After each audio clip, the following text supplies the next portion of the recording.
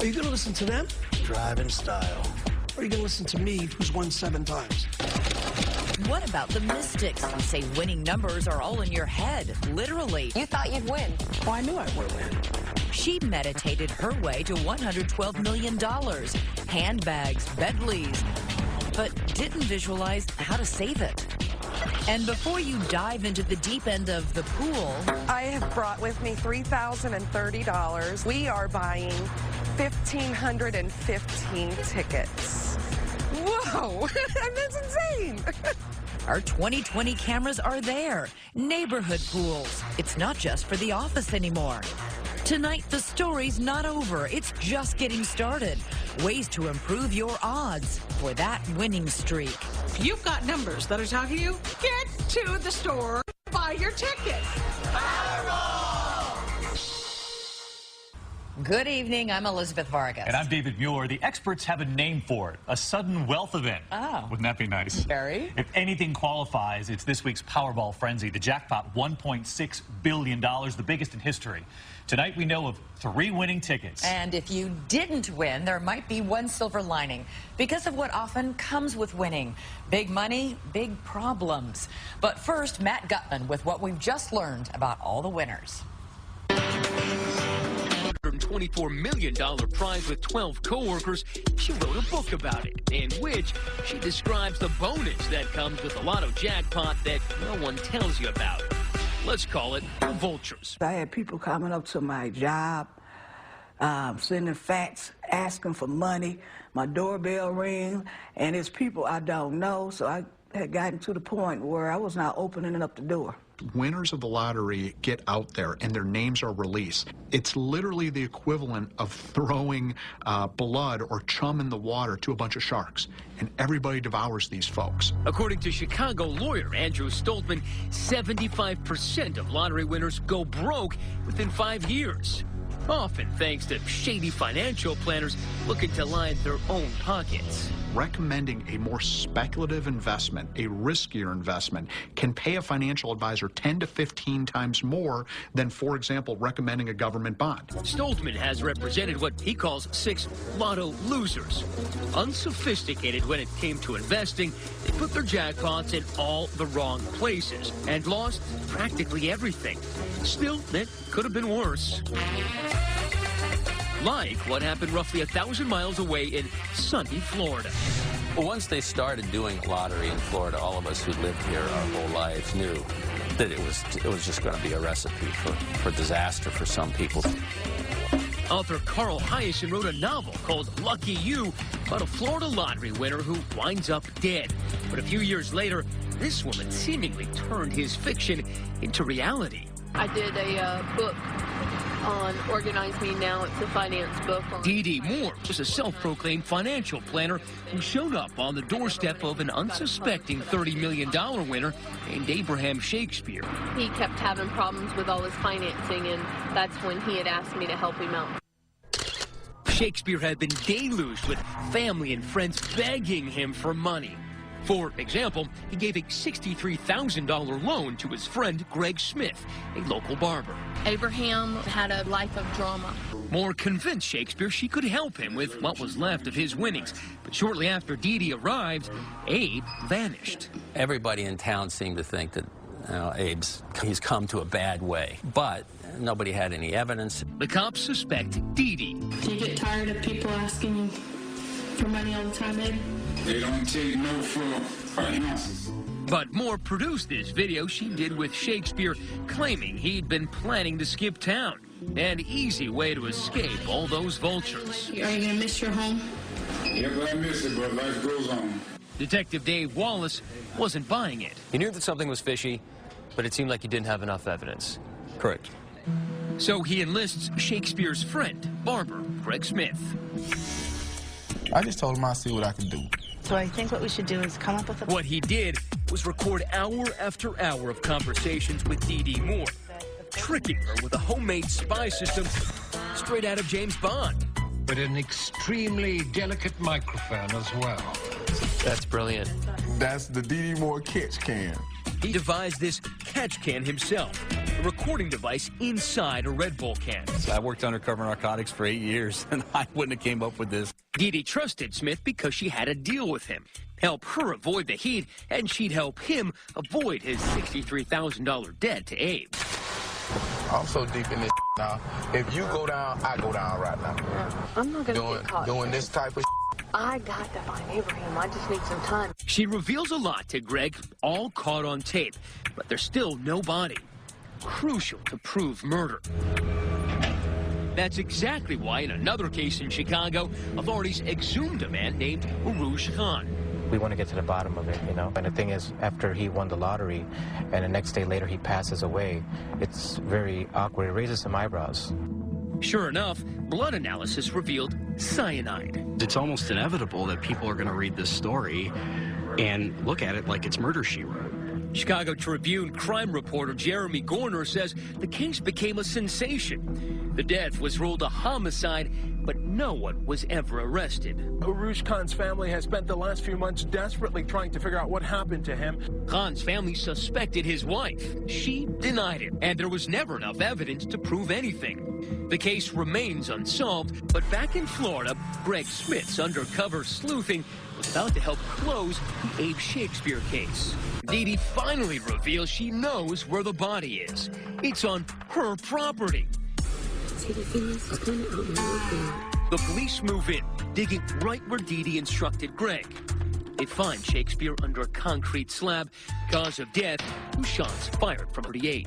Later based to Dee Dee Moore. State of Florida versus Doris Donegan Moore. The no longer bleached blonde, now brunette Dee Dee cries copiously at the trial, but never takes the stand. But after hearing all of Greg Smith's undercover tapes, the jury convicts her after only 3 hours of deliberation.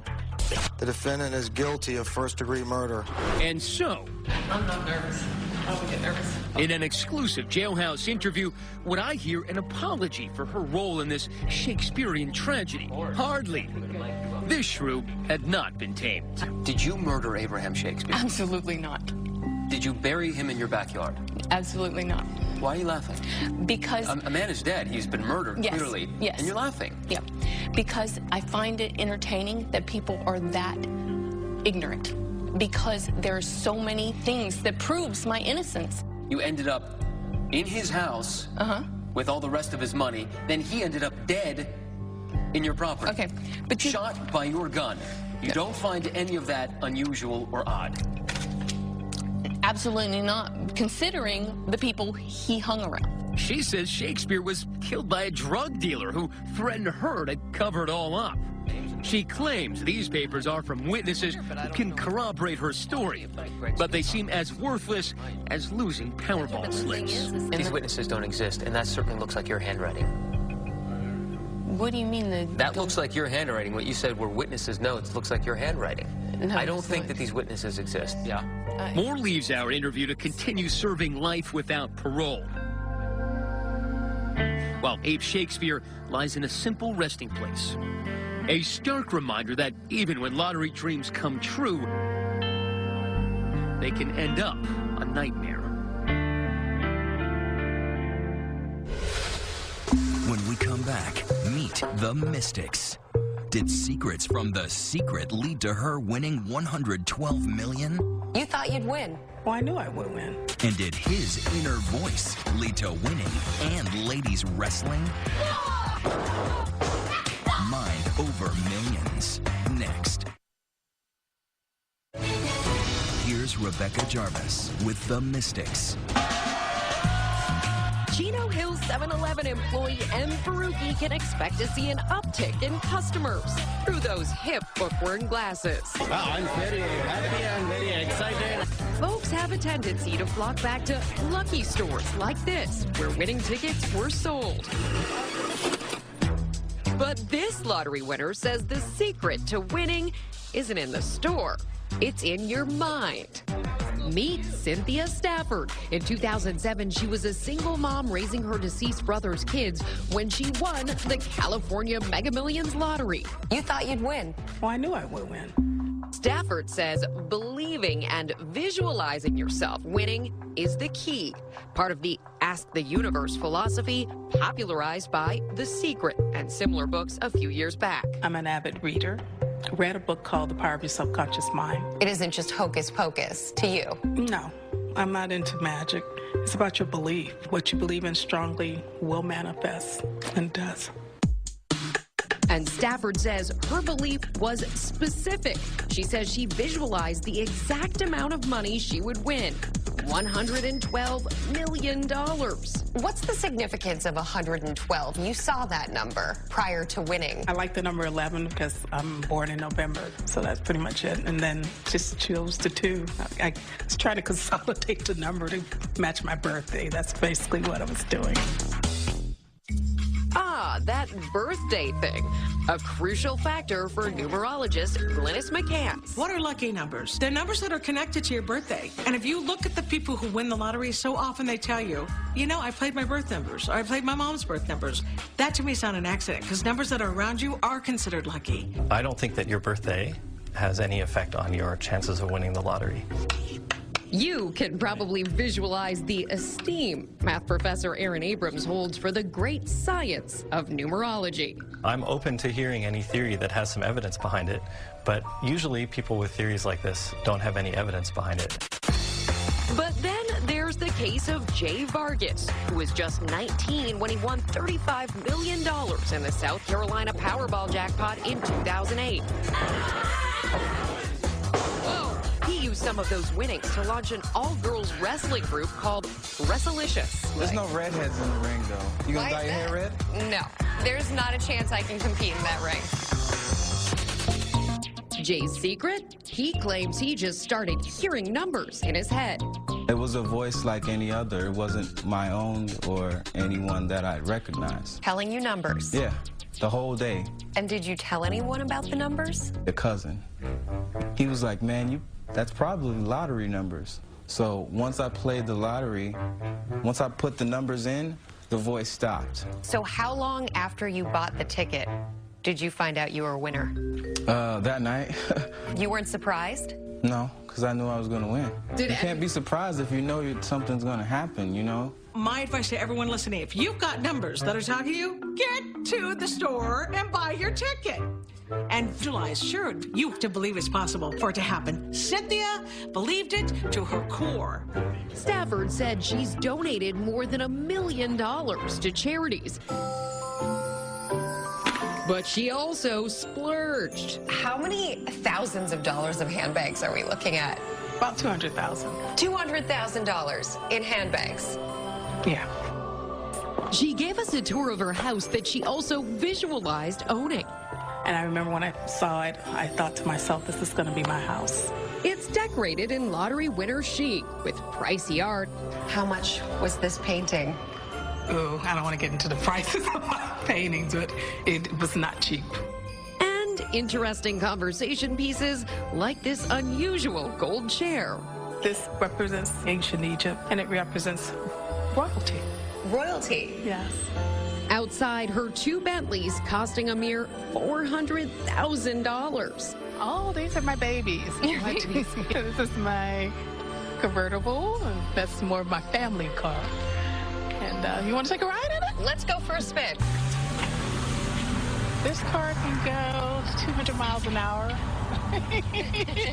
Life was good for both Stafford and Vargas. But recently, there have been bumps in the road. A brief marriage and an expensive divorce for Jay. You see the man right there? He hit $35 million. Wow. Vargas claims he has 50% of his winnings left. What did you do with your money? Invested it. And says he's scheduled to start shooting a Wrestlicious reality show in March. You can't just, splurge all at once. I didn't want to be one of those stories where, you gain the money and this wealth and then lose it all. But if Cynthia Stafford was visualizing long-term financial stability, the universe hasn't delivered. Sadly, on January 6th, Stafford filed for bankruptcy. This week, she told us she made some bad investments and lost money in the stock market. We told Glynis McCants about the latest developments in Cynthia's life. Wow. Wow, wow, wow. Does this ultimately mean What does this, that they're out, like they're broke? 5, 6. Well, it might raise some questions about any mystical approach to the lottery. But McCann says, don't stop believing. Right there, there's a winner. There's a winner. So even though she won the money, it didn't fix her life, did it? And it's $112 million. And that's a message for everyone playing. If you think the money is going to fix your life, it's not. Now it's a whole new situation you have to deal with. When we come back, I've won 7 lottery game grand prizes. No one in the world has ever done that. the pros teach you the cons of betting your birthday. Why you shouldn't throw away your losing tickets. So what's your method? Next. 2020 continues with Elizabeth Vargas and the pros. It's easy to overlook the small, dusty, rundown town of Bishop, Texas. Population 3,000. But it may be one of the luckiest places on earth. At least for one lottery winner who bought 4 winning tickets in the area. 2 at this now boarded up mini mart. Her total wins, more than $22 million. There are people who have won more money, but there aren't people who have beaten the odds repeatedly like that. The odds, 1 in 18 septillion. That's an 18 with a whopping 24 zeros after it. 18 septillion is about the number of raindrops that have ever fallen in the history of the Earth. And who is the odds-defying winner? A mysterious multi-millionaire named Joan Ginther, with such a low profile that this 47-year-old yearbook photo is all we could find. Nobody even knows what she looks like. It's like she's a unicorn. She grew up in Bishop, and residents say she would return twice a year, staying at Bishop's only motel, just steps from the Times Market, sometimes for months at a time. She buy a lot of tickets all the time. She buy the whole roll. Her passion was scratch-offs. She always gave a $20 tip for every waitress, so everybody was excited. Luck just followed her. Well, it certainly raised a lot of eyebrows. Journalist Peter Mucha was intrigued enough to start poring over lottery records for a series for Philly.com. What he found was not Lady Luck, but a lady who seemed to know exactly what she was doing, buying massive quantities of scratch-off tickets from the tiny store. If you buy a hell of a lot of tickets, the lottery's going to send a hell of a lot more tickets, and if you just keep ordering, you'll end up with all these tickets coming to the same place. Funneling so many tickets to one place, increasing the chance that the winner would end up there. There was a week in 2009 when the lottery sent 20% of all the tickets in Texas to the Times Market in Bishop. It was a $10 million scratch-off game, and Ginther won. She was leveraging very dramatically, increasing her odds. Even though there's no evidence that what Joan Ginther did is criminal, she's made herself impossible to find. We tried friends, relatives. I'm hoping to speak with someone named Joan Ginther. Even her former college.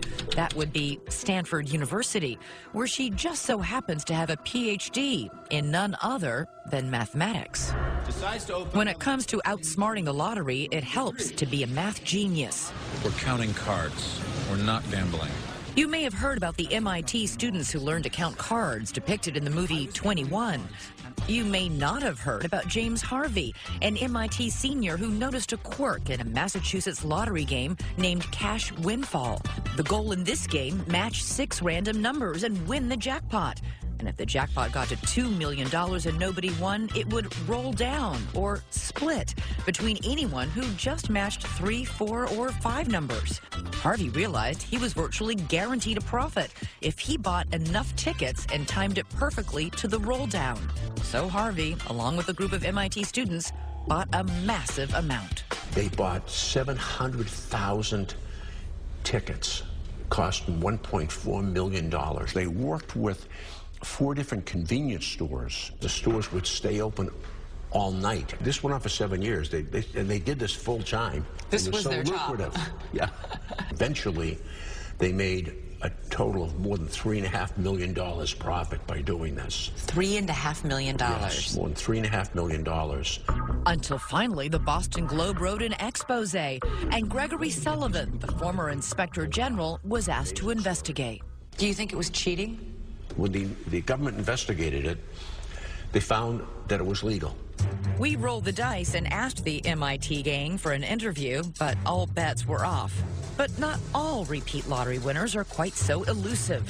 Richard Lustig says he knows how to game the games, and he'll tell anybody who wants to listen. Increase your chances of winning more often and larger amounts of money. Luck has nothing to do with this. It's not something that just happened by chance. More money than most people will ever see in a lifetime. You have won the lottery many times.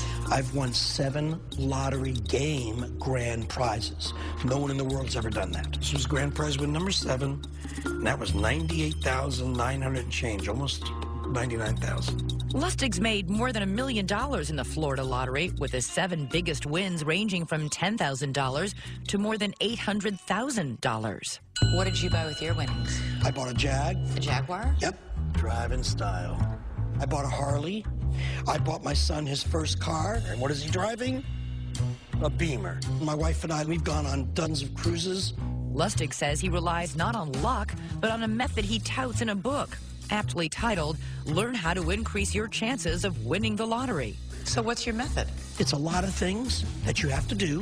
One tip, he says, when you pick your numbers, don't just use dates. Most people who pick their own numbers pick birthdays, anniversaries. So all their numbers that they play are going to be between 1 and 31. So what you're doing is you're actually decreasing your chances of winning. Also, if you lose, don't throw out your ticket. Some lotteries have second chance drawings that offer big bucks. And he says don't rely on computers to draw random numbers for you. Don't buy quick picks. Why? You're more likely to win something if you pick your own. But most lottery experts disagree. We asked Aaron Abrams, a math professor at Washington and Lee University. Quick picks produce randomly chosen numbers, and those numbers should be no better or worse than any other numbers. And what about Lustig's advice to avoid using dates? If you want to avoid sharing a jackpot, you're better off probably choosing larger numbers than 31. But choosing large numbers will not affect your chances of winning. A lot of people say your method is bizarre. One quote is Richard Lustig is a get-rich-quick hack with no idea at all how to beat any lottery. How do you respond to that?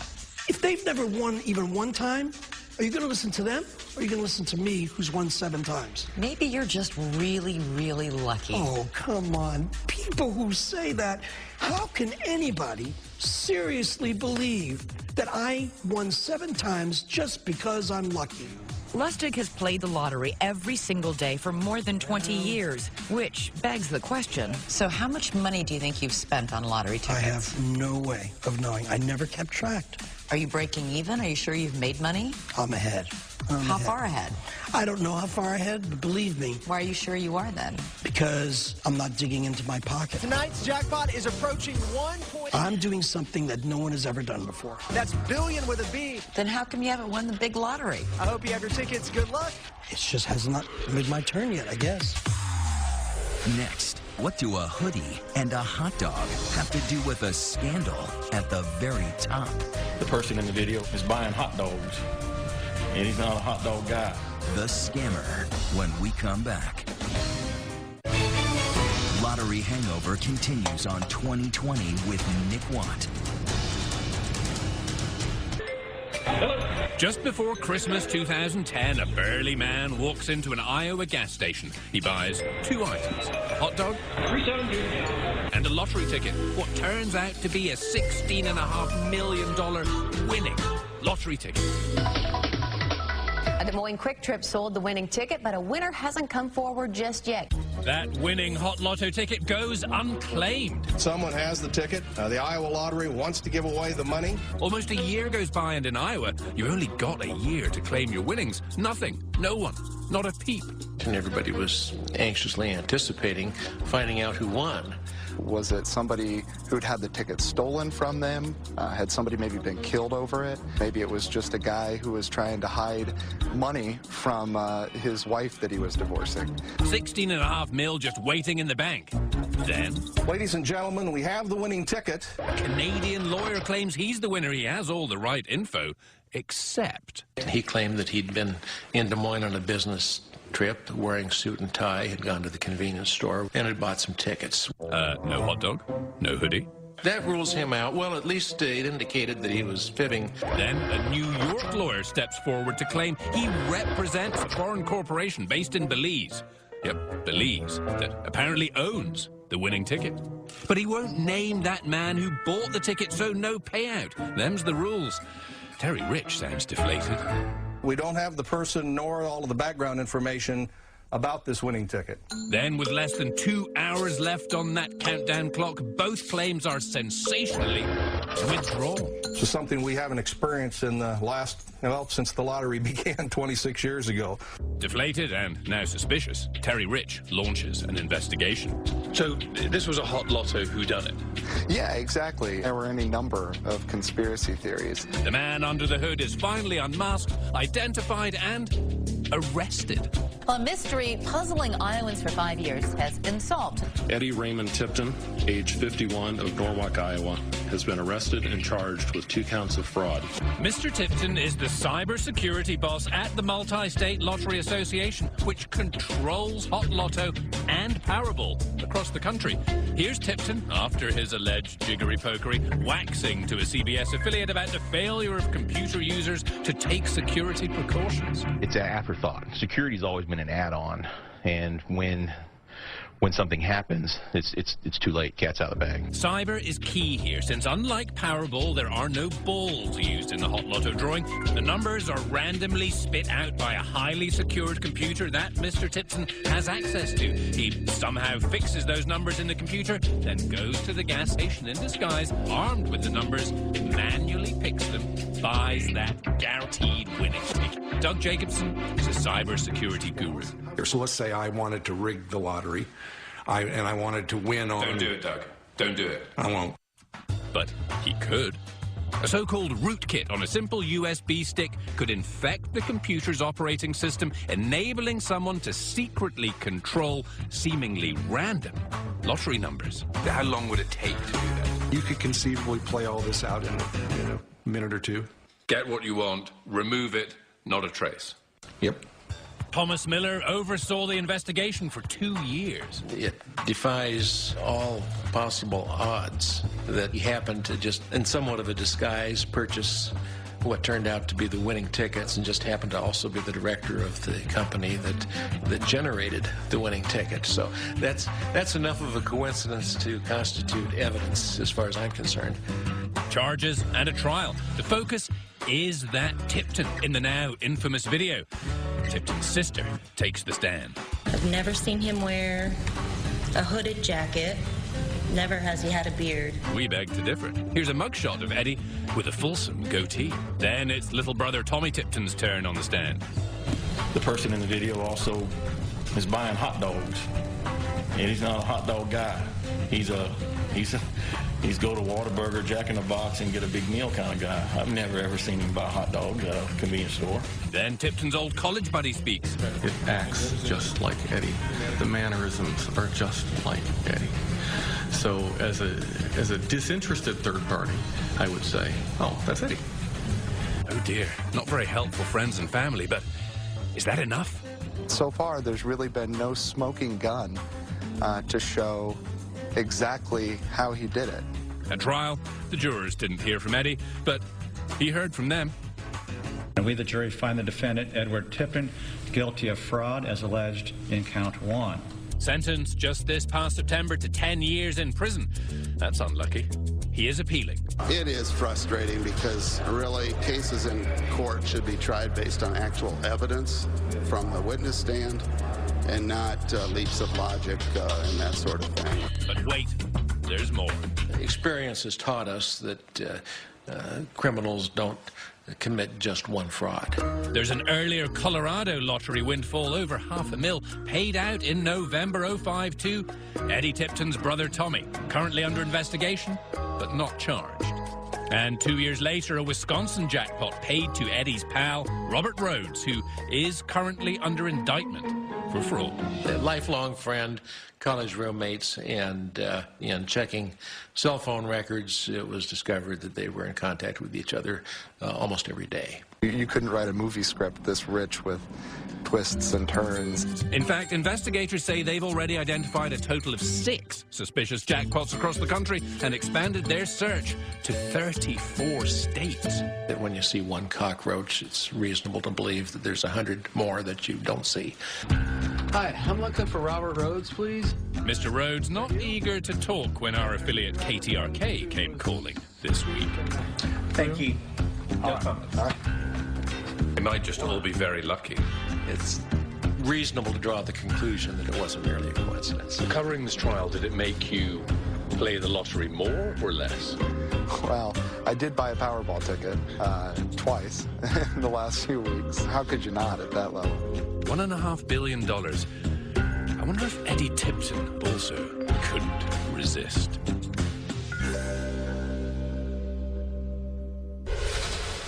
Next, we're taking you into the deep end of the pool. I put it on Facebook, and they started showing up at my door with money. Hey! Whether you're chipping in for the lottery on your block or you gave at the office, how to not get bit by sharks. Joey, pay up, my friend. When Lottery Hangover returns. Deborah Roberts wades into the pool. Some 160 miles south of where one of those winning tickets was sold, it's game day. We're there capturing the scene during this week's jackpot drawing. $1.6 billion. Fort Lauderdale, Florida, where these co-workers stayed out late, confident their numbers would be called. Check this guy out. And why not? They'd won before. Nearly 3 years ago, Lori Finkelstein-Reeder and 11 members of her real estate team each chipped in $20 and started an office Powerball pool. We originally thought we won maybe like 100 or 150,000. And my husband turned around to me and he said, you know what? I think this is $1 million. Do you remember when you got the text or the call? There was 180 texts and there was literally 90 phone calls. So I called her and I was like, what happened? Is everybody okay? She's like, you won. I'm like, stop lying to me. And then they put me on a conference. It was crazy. And there it is. They matched 5 of the 6 Powerball numbers, enough to win a cool $1 million. The last win was about $83,000. After taxes, what, about $60,000 each? I did the realtor thing. I went and bought a house and put impact windows in it. What did you do with the money? Honestly, I blew it. Did you have a good time? I had a great time. Going to buy our winners. Talk about a lucky dozen. A nice payday for all but one, Jennifer Maldonado, the unlucky 13th worker who chose not to join the pool. We love you, Jen. It was just, hey, you know, we should really cut our coworker in. And I don't think it was a full 60 seconds. Every single person said, let's do it, let's do it, let's do it. Incredibly, Lori and her team graciously offered Jennifer a cut of the winnings, even though she'd only been there less than a month. Well, that was very emotional. Who gives money to new people who you just met, you know? Sadly, happy endings like this seem as rare as a rainbow unicorn when really big money is at stake. Take the case of the California hospital workers dubbed the Lucky 7. A few years ago, the winners were barely pouring champagne, celebrating their $315 million prize when the problems began. With their newfound freedom, one co-worker split the money with a spouse and promptly got divorced. One moved to the Philippines and took up pig farming. None anticipated getting sued for a share of the loot, but it happened. That caught us all off guard. For a while in our office, it was a standing joke, okay, who sued the Lucky 7 today? Because people kept coming out of the woodwork. One jealous coworker tried convincing a judge that he was part of the pool, even though he was off the day they purchased the ticket. The judge didn't buy it. So why do so many of us dive into the deep end of these risky workplace pools? More chances to hit that jackpot. Okay, then we need to get going and go buy our tickets. And increasing her odds is exactly what Billy Carger, an accounts payable clerk of Fort Worth, Texas, thought she'd do. I do have butterflies. They're just right here. Just, $3,000 of tickets. It's hours before Wednesday's billion-dollar drawing, and we're with Billy as she heads to a brand new gas station. I don't see a line either. Somebody's got to win eventually. Let it be us. She's heavy-handed, all right, entrusted with more than $3 grand. Not from her office pool. Get this. My heart's doing this. She's running a neighborhood pool. I have brought with me $3,030 that's collected from my neighborhood. We are buying 1,515 tickets. Whoa, that's insane. 280 people in her tight-knit community with more cattle than cowboys ponied up at least $10 a clip. Good luck to us. Bye. Bye. I put it on Facebook, and they started showing up at my door with money. Hey, how you doing? There was a part of me that was afraid if I don't join, I'll be the only one left in Sendero Ranch while everybody else moves away. How fun would it be if everybody around here won together? But the motto in this Texas town should be, in Billy we trust. Every one of those 1,515 tickets she bought is accounted for, entered on her own personal spreadsheet, and locked away in a gun safe. It's what experts say is the first of a series of crucial tips when joining any kind of pool, electing a trustworthy, well-organized leader. Which brings us back to Fort Lauderdale and Lori Finkelstein Reader's Realty Company. I'm apparently the Powerball leader, and you need to have one. Where just hours before the Powerball drawing, she was collecting the last $75 entry fee. Joey! Joey! Pay up, my friend. I got it. Here we go. Let's go. You're the last person. Put up that money, my 20, friend. 40, 60, 75. You got it, my friend. Give me a hug. No offense, Lori, so you all trust her when she's going to buy these tickets? And we know where she lives. And you know where she lives. Just in case, they've already tackled tip number 2, sign a contract. We also have everybody sign something agreeing that when we win, we will automatically donate 10% right off the top. I like the way you say when we win as opposed to if we win. Right. And they may want to add a clause with the expert's 3rd tip, no buying tickets outside of the pool. Okay, honesty. Moment of honesty. Has anybody bought tickets outside the office pool? Of course. Of course. Okay, so what if you were to win outside the office pool? Oh, I love this. Me too. They still would all get somewhat of a cut of the money. Again, somewhat on video. of a cut. As for our pools, Here it is. We have to go to work tomorrow, y'all. No! they ran dry. We all have to go to work, but you know what? I enjoyed it. We enjoyed it. And though they weren't so lucky this time around in Florida, these buoyant brokers say they have no Lotto hangover. They vow to be back. It seems like part of the fun is just dreaming. If you don't have big dreams, how do you know if you're can ever reach them? You need to dream so big that it's untouchable.